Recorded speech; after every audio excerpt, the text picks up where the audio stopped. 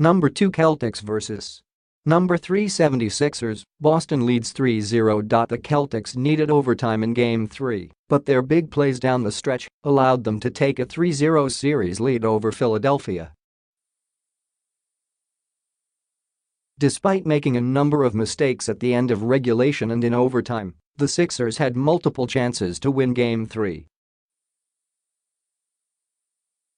Now, they find themselves in a position of desperation as NBA teams are 0-129 when trailing 3-0 in a best-of-7 playoff series. Despite playing against history, head coach Brett Brown and starting forward Robert Covington remain confident about the team's ability to turn the series around. Covington, who averaged 9.4 points per game in the Sixers' first-round series win over the Heat, struggled in Game 3. The 6'9" sharpshooter was 0 for 8 from the field and finished with 1 point. To get its first win of the series, Philadelphia desperately needs Covington's contributions. The team connected on just 9 of its 33-point attempts in Game 3. Ben Simmons bounced back from a 1-point Game 2 performance with 16 points, 8 rebounds and 8 assists in Game 3, but made a few of the aforementioned critical errors late. He and Joel Embiid, 22 points and 19 rebounds, led the way for the Sixers and will need to deliver in a similar manner.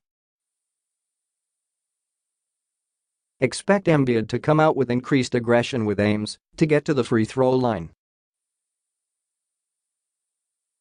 Celtics head coach Brad Stevens has continued to do a masterful job of leading his team.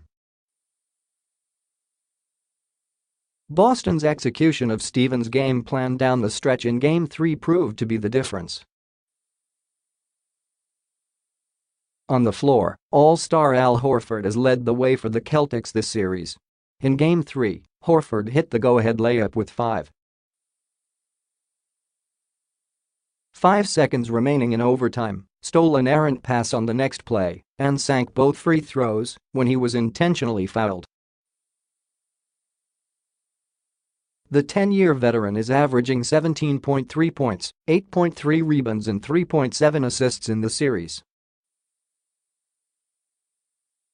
Horford's play has directly impacted the young trio of Jason Tatum, Terry Rozier and Jaylen Brown in the series. His poisoned leadership on the floor has allowed them to excel in high-pressure situations.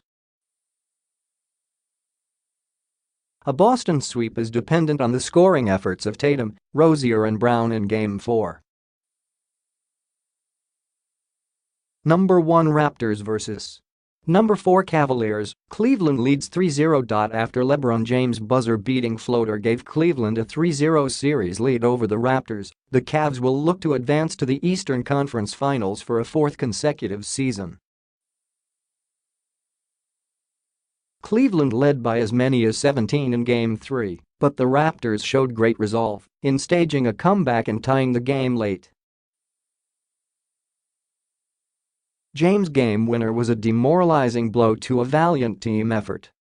Now, Toronto looks to avoid being swept by James and the Cavaliers for a second consecutive season. A loss would also make the Raptors the first ever number 1 seed to be swept in the second round. Dwayne Casey decided to go small in Game 3, replacing forward Serge Ibaka with second-year guard Fred VanVleet in the starting lineup. Ibaka, who has struggled this postseason, finished with 11 points, 8 rebounds and 4 blocks before fouling out. Kyle Lowry led the way for Toronto, scoring 27 points and dishing out 7 assists. Raptors rookie forward Anunoby added 18 points while dealing with the task of guarding James. In order to force a Game 5, the Raptors will need more from DeMar DeRozan, who scored 8 points on 3 of 12 shooting in 28 minutes of action in the loss.